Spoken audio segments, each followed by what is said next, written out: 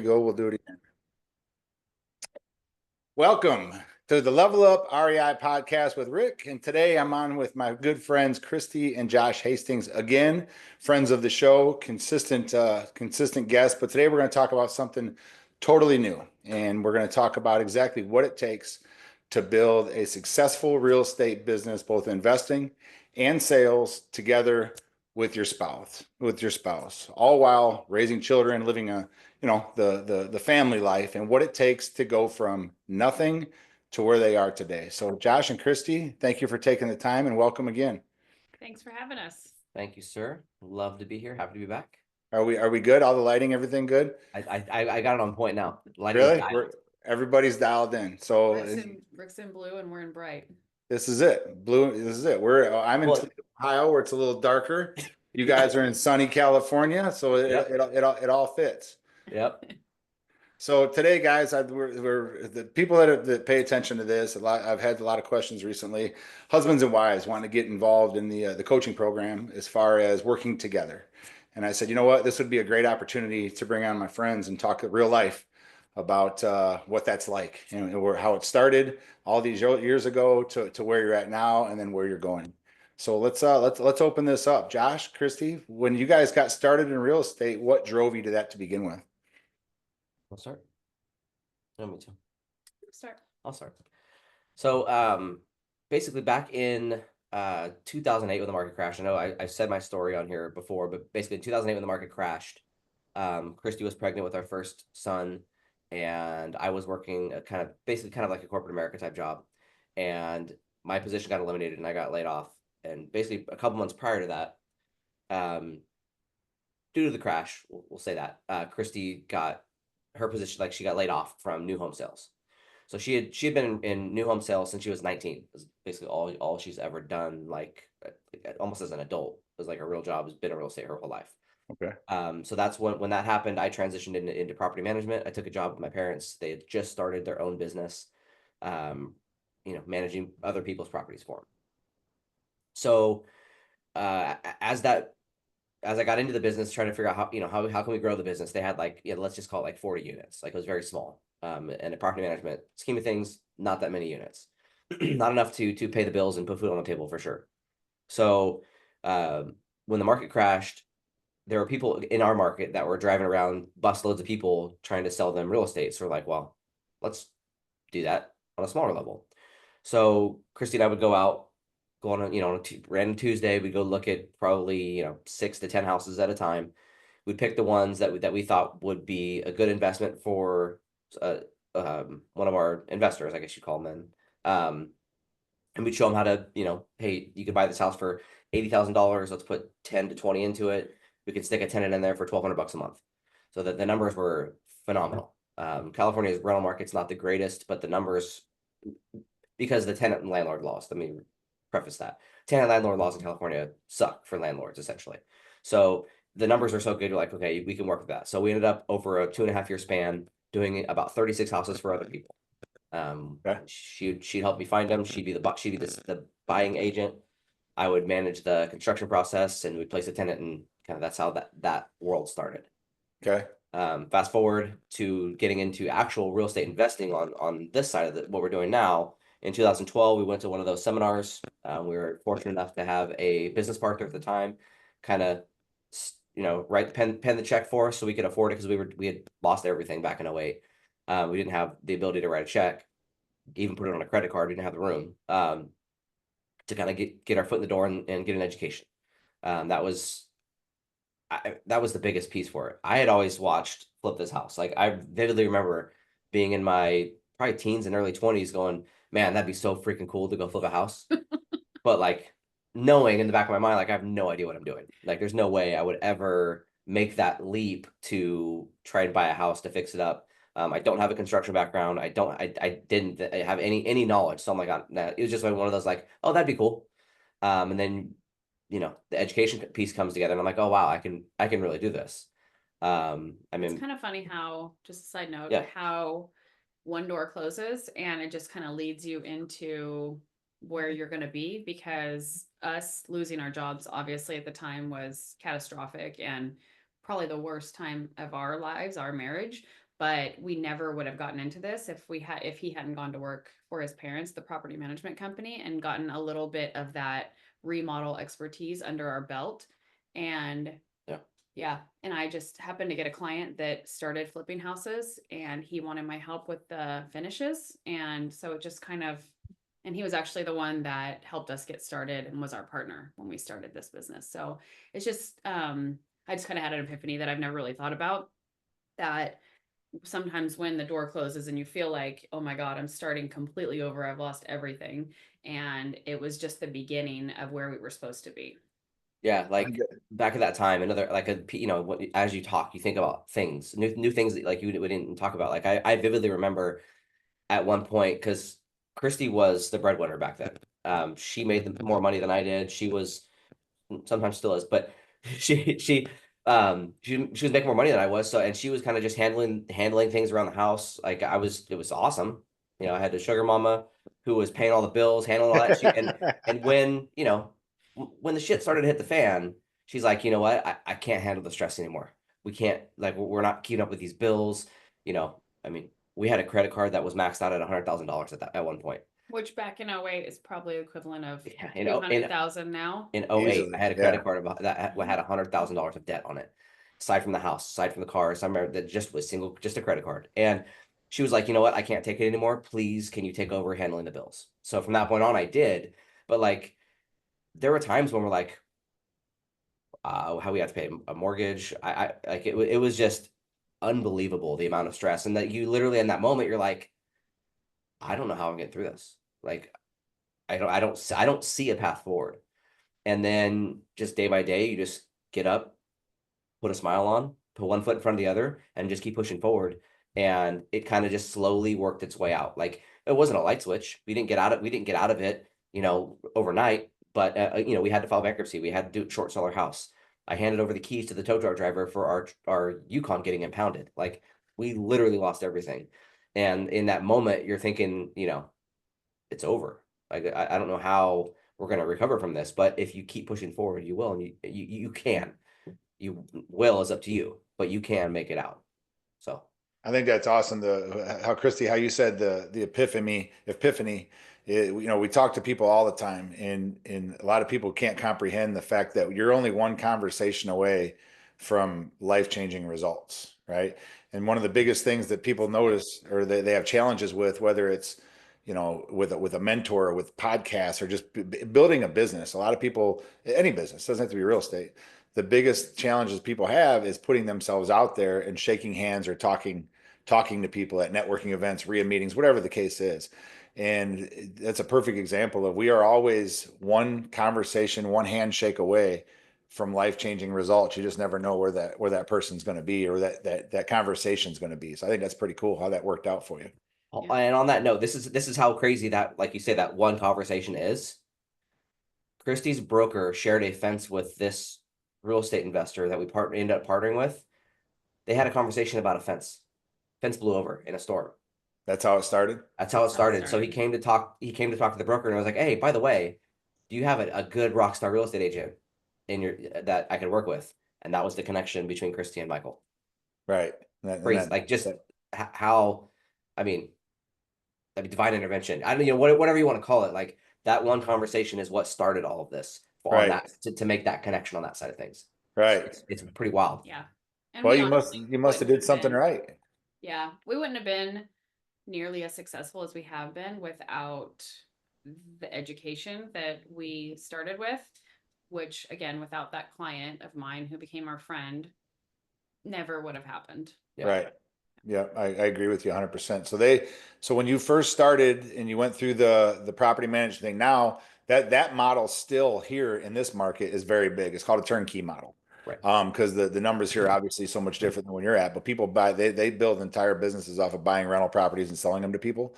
Spreads are much less, but it's still a pretty solid little business model. So you guys evolved into the rehabs and the new residential development and things like that. Well, let's talk about as a couple, as husband and wife, when you were going through those tough times, all the way into the good times, what kind of challenges did you face when you were making the decisions to start a new business or to go to the event. All these decisions that you have to make together to be able to move the needle. Some of the biggest challenges we see is one person's on board, the other person's not, or vice versa. What'd you guys go through all that, and how'd you guys maintain it? I think you have to trust that person, but also be aware of who you are. So by nature, I'm a little bit more, what's the word I'm looking for? Reserved, Introvert? Conservative financially. Okay. I'm a little bit more conservative, going all in with everything. And he gets really excited about something and he'll just figure it out on the way. And I'm not that. So knowing who you are and being able to give a little bit to the other person, I think is huge. And it doesn't always work for us. Like there's this project right now that he really wants to buy.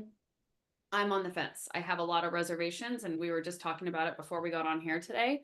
And I said to him, I see what you're seeing, but I still have these reservations about it. So making informed decisions together as much as you can. Yep. And also having your role. So Josh definitely has a role in our business, and I do too. And I think the biggest arguments we have probably right now is that I have always done all of the design. Well, now, like years and years into this, Josh has a ton of opinions all of a sudden, and it grinds my gears. So I always tell him, I've been doing this for so long. If I have a question, I will ask you. Please, he makes me second guess my stuff because it's kind of a new thing that we're trying to figure out. Yes. Tread lightly there, buddy. Just nod your head. It's a nice way of telling me to shut up. We'll say it that way. I like the way you're accepting all that. Is she saying? Oh yeah, no. I'm appreciative of how open she is to my opinions. Not at all. That's good. That's good though. So would you say, I mean, obviously it's been quite a few years since then. Would you say all that stuff has brought you closer as a couple and a husband and wife when you were going through all that, when raising the babies? I mean, how old are the kids now? 15? 16 and 12. So yeah, so you're talking, I mean, you went through all this while they were just coming out of the womb, right? Yeah. Yeah. Owning a business and doing it together is a lot like marriage. You just kind of have to figure it out. But I think being honest about who you are and what your role is in the relationship helps a ton. And that's not like, it's never perfect. We have arguments all the time about random things, but it definitely helps to have, I treat it more like a marriage, I guess. Right. I mean, there's give and takes, right? So they're like, if we rewind back to the beginning, there were definitely education events that I went to that she stayed home and took care of the kids. Yeah. And just because that was more, and that's what she talked about. Like that was more my role. The things and going to get the education were built around things that I needed to learn anyways, because her role in the business was already her wheelhouse, right? She's already phenomenal real estate agent.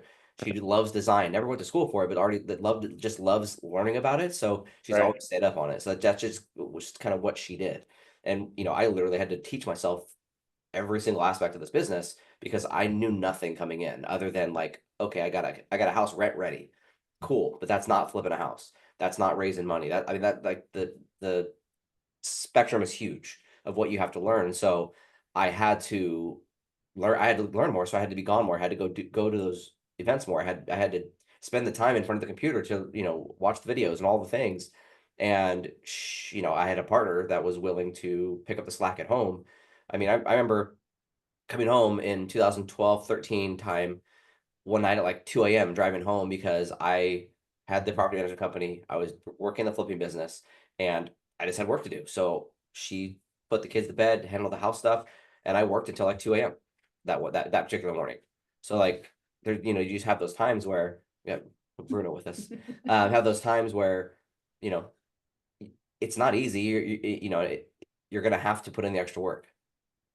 I think a lot of people get into flipping thinking, Bruno's coming to say hi, thinking that it's going to be a real easy way to earn a lot of money. And it's yes, you can do that with the right education, but you're not going to get into it and make $1 million. Everybody, everybody thinks like, even now when you sell a property and they're like, oh, you paid 300,000 for it and you're selling it for 600,000, you put 100,000 into it, you must have made $200,000. Well, no, that's not the way it works. There's expenses and things like that. But I think you have to get into it knowing that it is going to be hard work and there are going to be a lot of things you have to figure out, and you need having help, and having a sounding board when you're going through that is super helpful. I think when we got started, our partner at the time had already been flipping for a couple years, so it was helpful to us. And then we of course had the education. I'm gonna take Bruno's bone out. Yeah, our dog's found his bone and he's munching on it. But yeah, I mean, it's like Christy said, I think that's a good thing to do. It's like a marriage, right? Like, even though, in a work relationship, we're not, married, but like there's give and takes. You have to work with someone. Like, anyone could just say, oh, you know what, I quit. I'm not open to your suggestion, not open to what you're saying. So you have to learn to work together. Right. My dad has worked for us at one point. He was our project manager for many years. And again, I was my dad's boss. That's also a weird, spin on things. It just, but if you have open communication and talk, we can work through all that stuff. I mean, you also, right? You work with your son and your sister, right? So like, what are your takeaways? What are your biggest hurdles? Like, what do you deal with on a daily, weekly basis with that? The biggest, that's a good question. The biggest hurdle that I feel working with family members is the responsibility of keeping deals coming in to keep everybody fed, happy, and helping them reach their financial goals. So a lot of times, what motivates me now is different than what motivated me 5 years ago. Now it's all about, we have a sit down every year, and Keith gets pissed at me all the time, but I'm always like, what are your goals? What do you want to raise your standards to? What do you want to do with this? And then that drives me to help shape the business around that, because now we've learned how to make money, right? We've learned how to pivot. We've learned how to build teams. We've learned everything. I shouldn't say everything. There's always more, but we've learned the foundations, the things needed to go live your lifestyle by design or make money in real estate, right? Now it's about, how can I help Shelly get to the point where she has all the time freedom she wants, because we work off tasks, to she's got another grandbaby on the way. So she'll have 3 grandbabies on the way, or totally here pretty soon. So where she is accomplishing her role in this business, but she has time freedom to be the grandma and do whatever she wants to do too. How do I help Keith to get to the point where he's buying his house? He's got a nice relationship going, and to he can get his new car and get his first investment property and all those things. Those are the things that drive me now. As far as the challenges amongst it, it's different working with family in the sense that there's a genuine love there, right? Yeah. No matter how much you might love your employees that are not family, it's different, because when the tough conversations have to happen, it's a little different having a tough conversation with a family member than it is with an employee, right? Also, it's different for me is shutting it off, because I'm always on, and I enjoy that. I enjoy I like it. You know what I mean? I enjoy the real life game of Monopoly. I enjoy the build. I enjoy, inspiring people, all that stuff. I'm always on. So I have to be really intentional of not talking about what they call work and random times, or at home. I might be talking about it. I still get excited off every deal we do, right? Keith's getting ready to sell a couple of them today. And it's like, sometimes it might get old to people. To me, I get excited off every single one. It's fun. It's fun. It never gets old. So if I'm talking about a deal at 9 o'clock at night, I don't mean to offend nobody or anything like that, but I'm excited. We're getting ready to rip out a deal, and it's January, right? Who sells houses in January when it's 20 degrees? So it has its challenges, but the benefits outweigh the challenges a lot more, because the upside of creating opportunity for your family is what they taught us about back in the coaching program of creating your lifestyle by design and all that stuff. Now that's just a real thing. Yeah. The lifestyle by design thing is worth its weight in gold. I mean, like, to be able to do the things that we've been able to do while still running a business is priceless. Like, I'm able to take the time to go to my son's high school at 3 o'clock to coach. I don't coach him, but I coach football. And to be able to do that, I wouldn't be able to do that with a 9 to 5. I wouldn't be able to just go. Christy and I went on a little getaway. One thing that we try to do consistently for reasons that we're talking about today on this podcast, that to stay connected, we left on a Sunday and came back on a Tuesday. To go just 2 nights to get away, just us. So like just being able to do those things. Like I think for me, the big is now one of our sons is driving, but being able to always have picked them up from school and take them to school has always been a big deal to me. And like today, our younger son, he gets out of school early on Mondays, so I'm gonna go pick him up and I'm gonna take him on a date. We're gonna go to lunch and go shopping a little bit because he needs some new clothes. Like those kind of things, I wouldn't be able to do if I had a normal job. Right.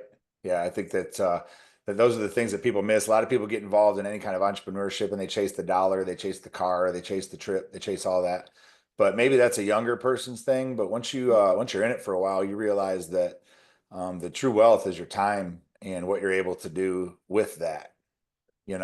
So I think it's pretty cool of what you guys have gone through. And let's talk a little bit about the evolution in the business. You guys came out of the property management into rehabbing houses and all that. Christy, you were talking about your role in the business is more of the design. Josh mentioned this year that you were dipping your toe in a little bit more. You were getting in to be a little bit more involved, doing podcasts and putting yourself out there a little bit more, right? Yeah. So what's the transition like? How's it looked over the years of what you guys do in dealing with all these big projects you guys do? So like when we first started with our business partner, it was we cut it into 4 boxes. I had a box, Michael had a box, his wife Ann had a box, and Christy had a box, and we really tried to stay within those boxes. So in over 2.5 years, I think we were together. Once we split, it was just us. So then it's like, okay, well now how does this work? Because Christy's not going to do what Michael did.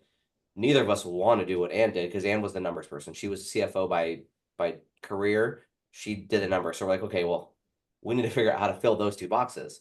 So we could just stay in our boxes. So we hired a project manager. My dad came on, and then I hired my accountant, my bookkeeper, a tax guy, basically to help us with those other 2 boxes. So it's like, okay, I love my box. Christy loves staying in her box. So we were able to put people that aren't employees in those other positions, and outsource essentially those roles. And then that's how that started right when we launched NorCal. And then over the years, you could talk about how it's.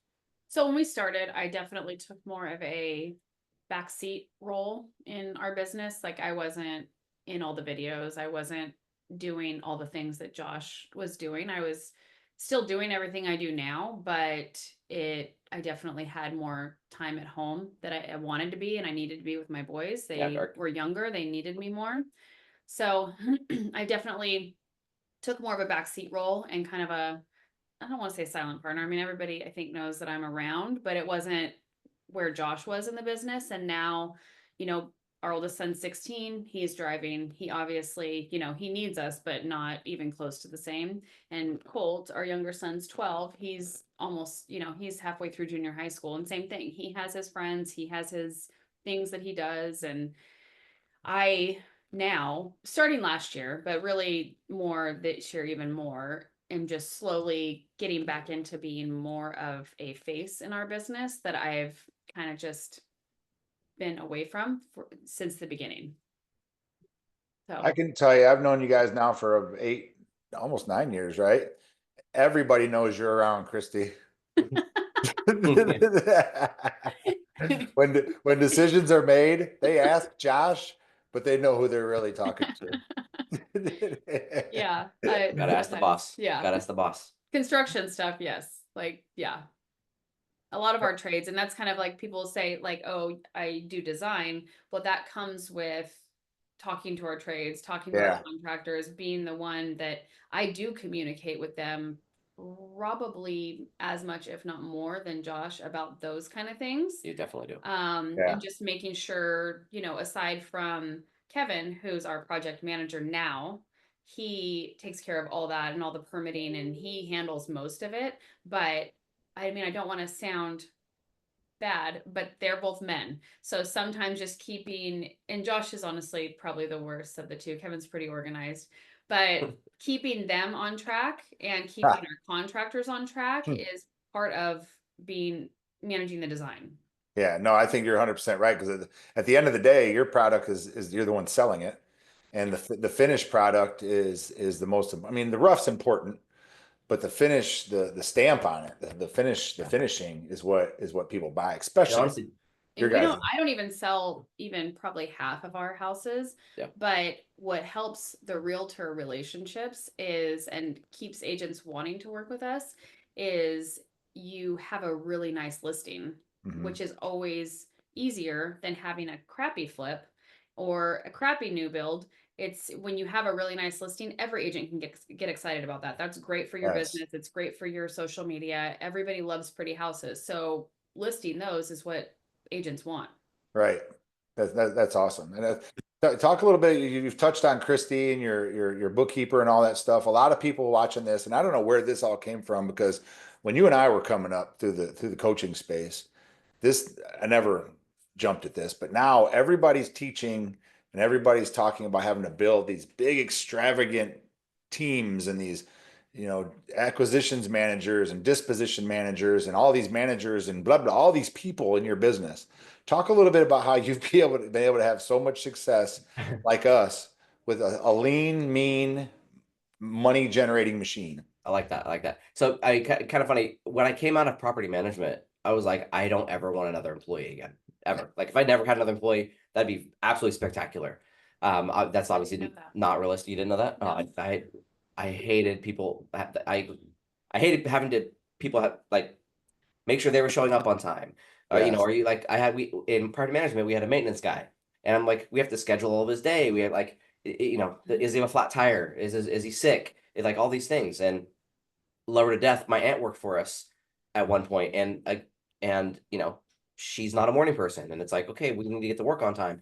Like having to do those things, like it just sucked. So coming out of it, I'm like, look, I don't want to deal with a lot of employees. So going through the education system that we went through, there was a document. It was a 1-person company, a 2-person company, a 3-person company, and then you could see all the things that you need to have, but you don't necessarily need to have an employee for that position. So that was part of the education that I'm like, oh wow, that's cool. You can what I said, outsource was the word I used, but like you can have a 1099 employee, right? So someone that's running their own business that does other things, but you 1099 them for the work that you pay them, or at the end of the year, right? So like my dad as a project manager, when he was working for us as a project manager, he did his own thing. Yes, he had to be at projects at certain times and for the job site, but I didn't have to worry about him, clocking in at 8 o'clock and clocking out at 5. Right. Finding people that actually care about your business as much as like almost as much as you do. I mean, no one probably ever will like you do, but like Kevin that works for us that literally does pretty much everything Josh does within the business is, he recently, without going into detail, renegotiated his pay, however he wanted to work. So he sent an email, really thought out of what he wanted, what his goals were, and what he was willing to change and give up. Well, Josh has always wanted people that we work with, or that to always just feel like they don't need to clock in and clock out as long as they're getting their stuff done. So when Kevin sent it over, he was like, I'll do 2 weeks of sick or 2 weeks of vacation every year, whatever it was. I don't remember what the numbers were. And Josh was like, I don't want you to be like that. I want you to live a life where if you want to go on a trip, like actually right now, Kevin's in Napa on an overnight trip because he can work from there. He can get his stuff done, which he does. But Josh was like, I don't ever want an employee that feels like they have to come to the office in an 8 to 5. That's not the environment I want. That's not the life I want. And it's not the life I want for anybody that works for me. Yeah. So actually, Kevin is technically our only employee. Well, technically, I'm an employee of the business, and Kevin's an employee of the business. We have 2 employees on the books. I have my accountant, bookkeeper team, whatever you want to call them, that does our monthly bookkeeping, annual reporting, like all those things. That's that financial bucket that I don't want to deal with. I could talk about that and how I set that up in a whole nother podcast because I feel like it's genius, but we'll talk about that another day. Okay. And then the project management thing, when my dad decided to step away, I was like, well, Kevin and I are just gonna have to take up the slack because we're the only 2 people. So Kevin as we've transitioned over the years, went from a straight acquisition role to being more handling a lot of the project management side on the front end, to getting permits and getting stuff situated and organizing, and then it would be handed off to my dad for the field work anyways. So Kevin kind of slid into that more naturally. So that's why when we changed the structure, we gave him more of a project management piece to it to kind of make that balance. And when that happened, I actually slid more a little bit to, now I'm doing a little more acquisitions than I've done in years. So just kind of that, we just kind of pivoting a little bit to make sure that everything's handled, and that Kevin's doing what he is phenomenal at and good at. Then I can take up some of the slack on the other end when, you know, he still does some acquisitions, but it's more so now, it's more so falling on me a little bit because he's doing so much more out in the field and at the projects.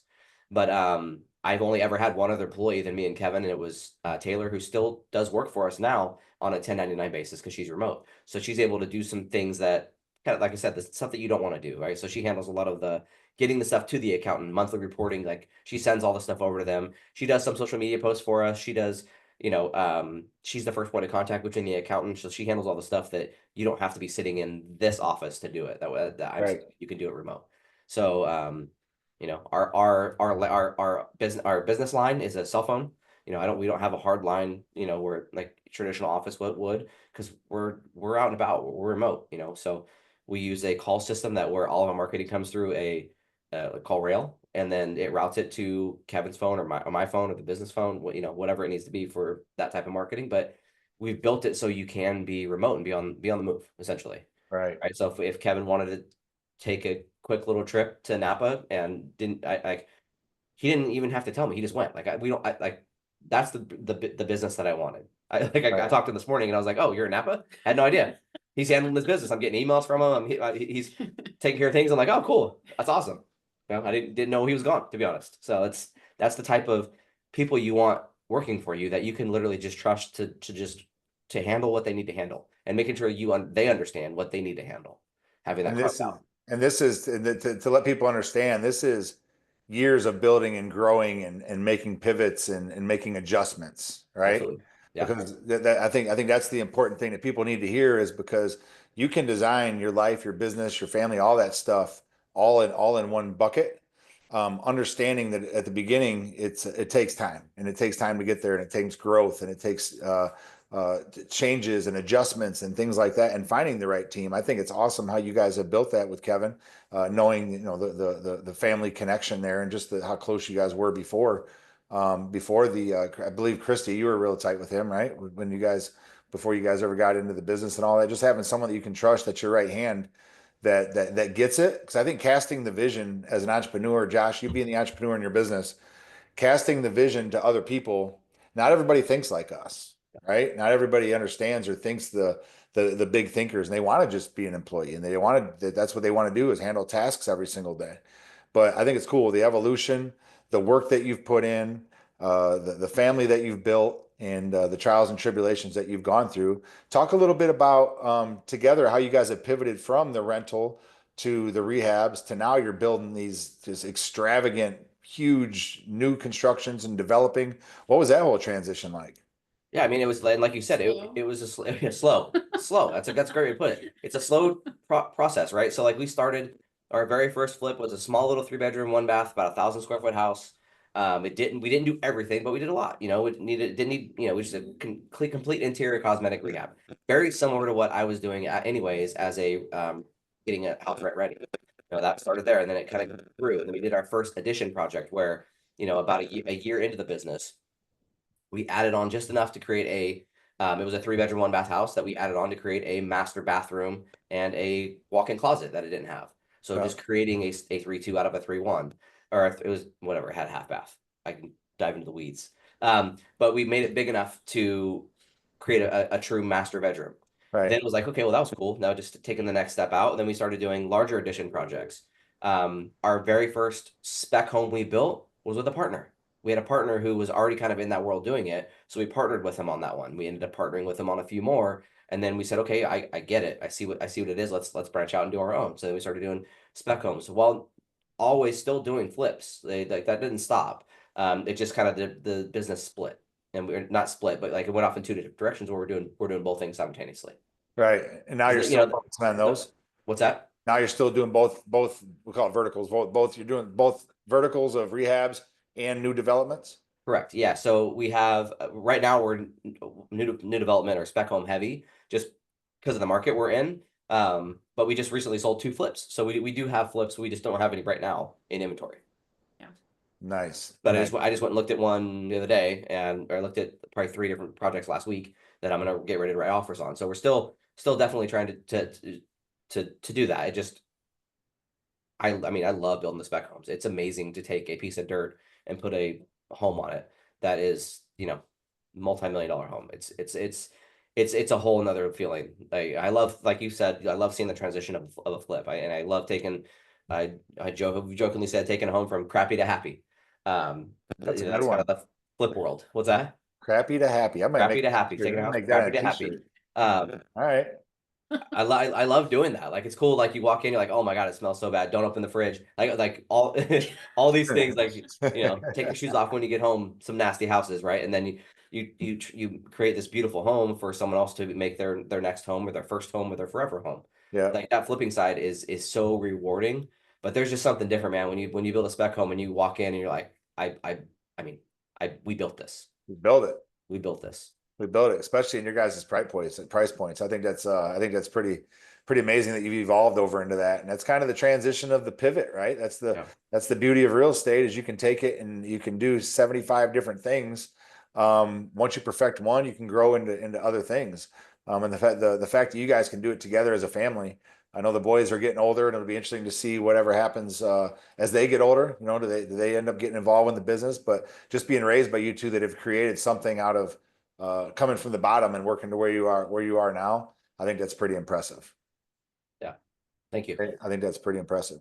What kind of advice would you give anybody that might be watching this, or a couple, husband, wife, boyfriend, girlfriend, whatever, that's thinking about getting into real estate, or maybe they're thinking about evolving from Christy being an agent? A lot of agents get involved. Everybody wants to flip a house. I did a YouTube video yesterday. You should check it out, with a young lady that she's an agent here. She does a lot of business, and she did her first house. The story is awesome. Like she did the work, 90% of it herself. You should check it out. But a lot of people want to evolve or grow from being an agent to flipping a few houses. What would you tell them getting started? I mean, my thing is never quit. That's like good. There's gonna be speed bumps. There's gonna be roadblocks. There's gonna be stuff you can't even imagine. And it just never quit. It wasn't easy. It won't be easy. But never quit. Keep putting one foot in front of the other. And having people, I think it's kind of ironic, but like you and Josh obviously have built a friendship, and like I notice in his drive and what he's doing if he's not talking to you. So having like-minded people around you to talk to, now that you guys aren't coaches anymore, and that piece has kind of, you know, you guys aren't coaches for another company, I should say, but that piece kind of went away for a little bit. And then now that you guys are talking all the time, I think just being around and having people doing what you're doing at a higher level than what you're doing it at, or the same, you have to have it, because you will burn out. I mean, it's stressful. There are a lot of stressful moments, and you don't have someone to talk to or help guide you or sounding board. It can burn you out. That's so good. I'm glad you said that, because I tell Josh all the time, and it's true. And I kind of tread lightly on how I say this without coming off as a prick, right? But your conversations will mold your life, and a lot of times, how do I say it? When you don't have uplift, I don't want to say uplifting. How can I say it? When you have conversations with people that growth conversations, whether it's real estate or the gym or anything like that. When you talk to people that are always trying to better themselves, either consciously or subconsciously, it has an effect on you. Now, likewise, if you have conversations with people that are not into that, there's nothing wrong with that, but they're not into that. They're just kind of, they're happy with where they're at, which is totally cool. But they've kind of hit that ceiling. It has a negative effect on a big thinker, or someone that is into the growth mindset. And we deal with like that. I tell Josh all the time, man, every once in a while, it's good just to jump on the phone and talk about something. You know, you can't have a conversation with normal people, like say at the gym, about doing a rehab project or a flip and making, I don't know, what you guys making, a couple $100,000, right? Or you make 50 grand or 60 grand on a rehab project. You can't have those normal kind of conversations while you're sitting in the sauna with a group of dudes at the gym. And it's not because anybody is, it's not that it's wrong. It's just some people take that as if you're being arrogant or they get jealous or whatever the case might be when you're just having a general conversation about something you're excited about. Well, Josh and I can get on the phone and talk about anything in the business, right? And it's like you congratulate each other, you cheer each other on, and you kind of say, hey, why don't you go do more? Or why don't you go do this? Or why don't you come? Yeah, there's every time we talk, there's always I mean it's always fun, but like there's always this challenge piece, right? There's always like, well, why don't you do this or why do you that? And it's the help, right? Like, you know, I've been pushing you to bring Keith on for years. Like, you need some help, bring Keith, you know, and then, you know, you took the leap and look where it's at. That's not because of me, but I'm just saying, like, having those conversations helps someone, like, okay, yeah, let's see how, and let's figure this out. And like, you know, you helped me by, I didn't buy a rental property until it was with you. So I have my own rental properties because of you. So like there are things that we've absolutely been able to help push each other on, and it's made us both better in our businesses and as people, I feel. I think it's so important to like, Christy, you call it a sounding board, and other people can see things. You might be stuck in anything, right? Life, whatever. Just by vocalizing it to somebody, they might see it from a different angle right now that you're like, there's the solution. And that's why it was so addicting going to events and all the, you know, the things, because you're at an event with just hundreds and hundreds of people that are just as crazy as you are. and you never know what little conversation is just gonna be like ding ding ding, you know, there's that. There's an idea. That's such a big piece, because I mean, I again, I keep saying vividly, but like there are certain things in your mind that like you hold on to and stick in your memory. But I remember when you called me and said, I got this house in contract for $25,000. I'm like, it's like a whole house, like a structure on land, like it had a roof. And you're like, yeah. I'm like, what are you doing with that? You're like, oh, I'm just gonna wholesale it. It's not an area where I want to flip. I'm like, okay, pause, take a step back. Like, well, how much can you rent for? You know, so that's when that started, that conversation. And I think those are your first 2 or 3 rentals that you ever held. Those were the first 2, and those houses now are worth 160 and 180,000 bucks. You got them for 20 and 25 grand, if I'm not mistaken, right? 20, yep, 20 and 25. Yeah. All in on one of them was about 62, and all in on the other one was in the 60s to 70 range. Yeah, and so those 2 houses still to this day. Now, we could have never predicted all the weird stuff that happened, but you know, those 2 houses today, every one of your whole portfolio's doubled. Everybody's portfolio since then has 100% doubled, you know. And you're right. That ranks up there with the same kind of conversation. I remember when I learned about the in the trailer of the camper that we drove. Yeah. You know, I remember about the squatty.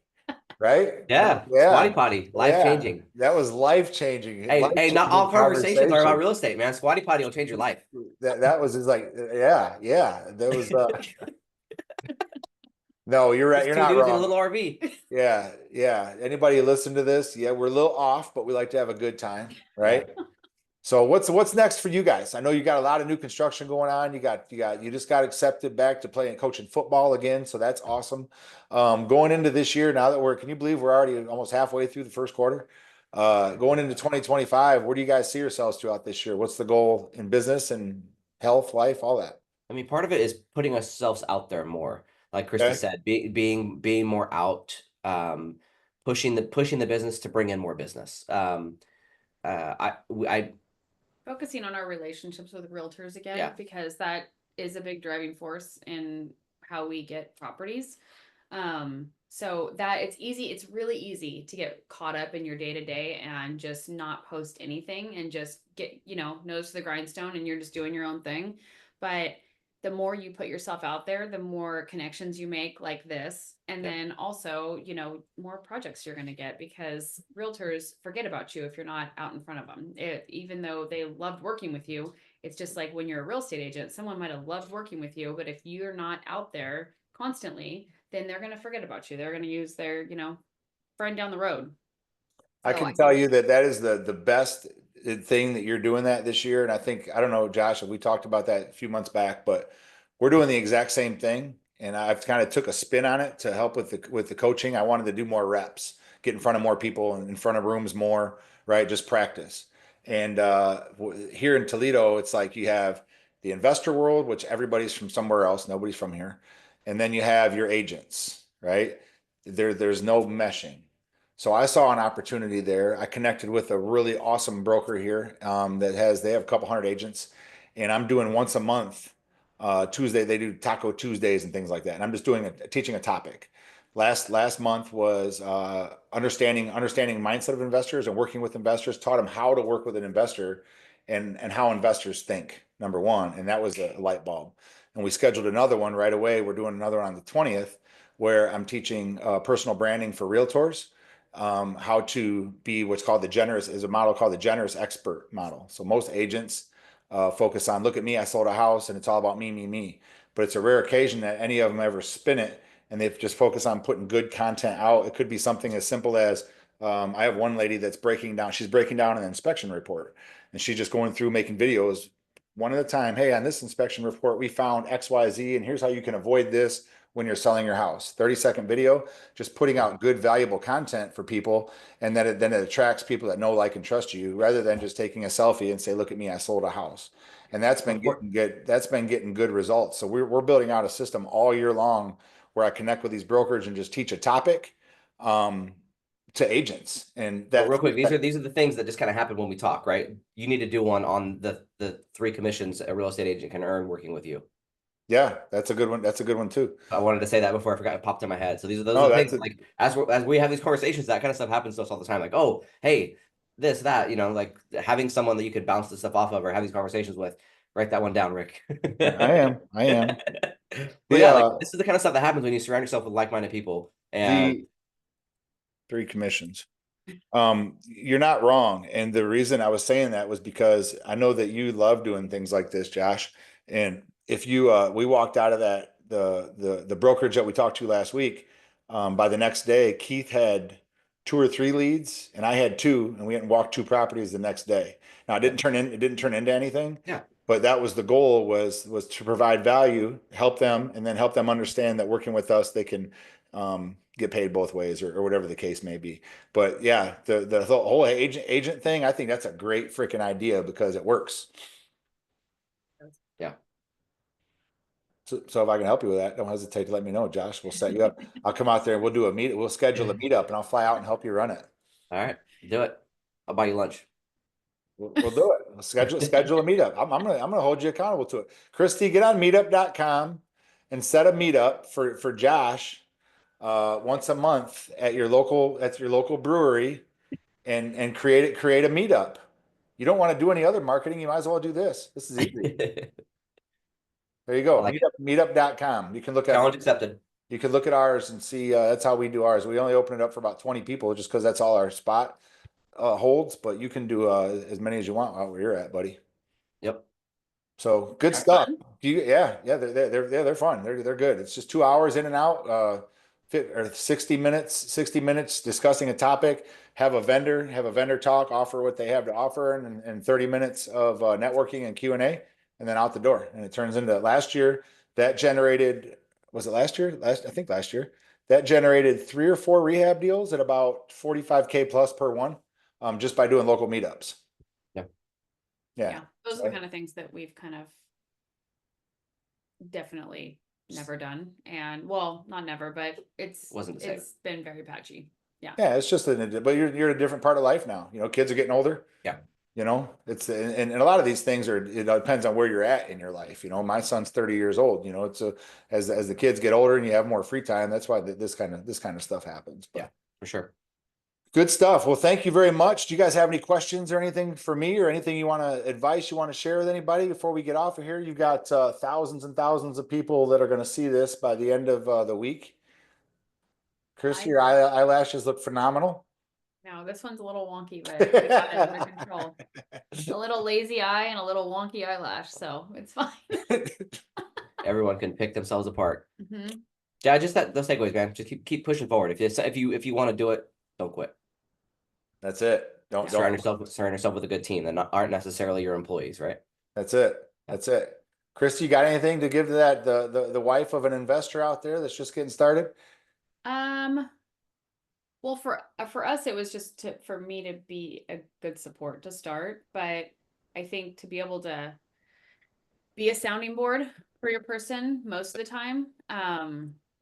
Helps, because what he does is it's a lot more stressful. You know, a lot of the back end stuff gets a little bit more stressful. So I feel like just being that person's sounding board helps. Got it. Got it. Good. And for me, you are who you surround yourself with, guys. So anybody watching this podcast, if we can help and serve you in any way, don't hesitate to reach out on any social media. Josh and Christy Hastings. My name is Rick Howell, Level Up REI Coaching Program. And if you are thinking about taking a leap in the real estate industry, number one, make sure you're learning from somebody that actually doing the business or has done the business at the level that you want to do it at. Yeah. Number two, make a full commitment to yourself. And just remember, you are going to have the lifestyle 150%. You're going to be the average of the 5 people that you surround yourself with the most. If I can help you out in any other way, don't hesitate to reach out. Until then, have a great day, everybody, and we'll talk soon. Bye.